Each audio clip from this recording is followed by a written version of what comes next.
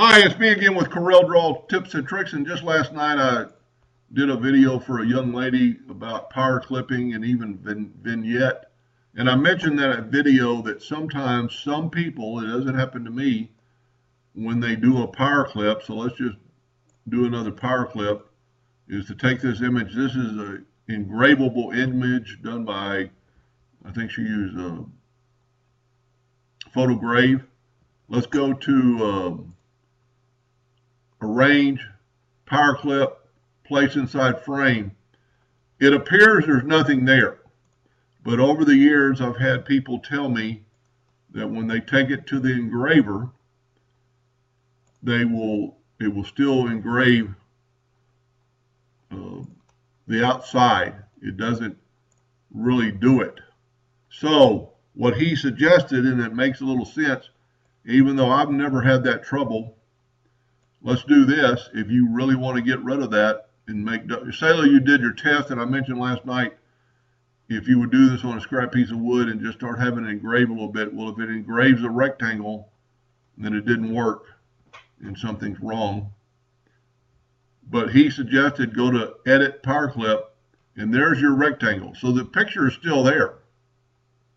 So what he suggested is then get your shape tool, click on your item, turn all of them into curves, and then you could manipulate this picture. It would take a little bit of time, but if you're having a trouble, it might be worth it. So with your shape tool, and I'm actually going to turn this one into it's already a cusp. So I'm going to take my shape tool and I'm going to bring it at that blue line, and this will take a little bit of time, but if you're having trouble, it might be worth it. Bring these up to the blue lines.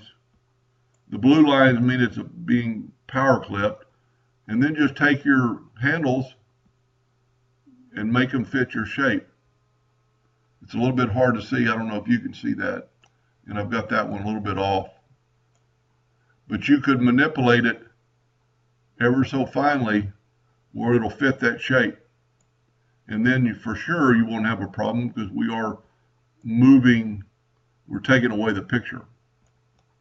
I'm going to do just a little bit more. And you see I'm doing a cusp because it's not changing the other angle. And when you're moving your arrow around your handle, you can move it back and forth and get it right on the money. So let's do one more and just finish the job. See, I'm going to go out to kind of get it to the middle. Do this last one. And you could play with it a little bit more, get it perfect. And you can see right there that looks a little funny. Looks a little sharp. So just play with it a little bit. And then for sure, and then just go, and then there's your power clip. And then for sure there's nothing on the outside now.